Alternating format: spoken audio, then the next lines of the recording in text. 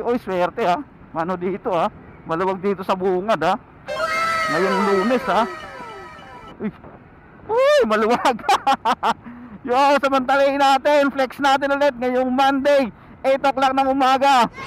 Dito sa ayan oh. Ang luwag oh. Sa Cubao Aurora Boulevard Underpass. Ayan oh, luwag oh. Woohoo! Piga-piga, makakapiga-piga. Woohoo! Hindi gagapang, hindi sisingit.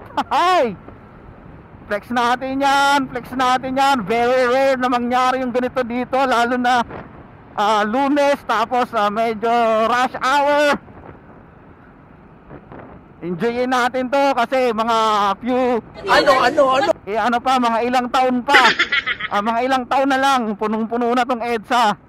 Dahil kasi ang solusyon nila sa malalang traffic dito ay magtaas ng multa.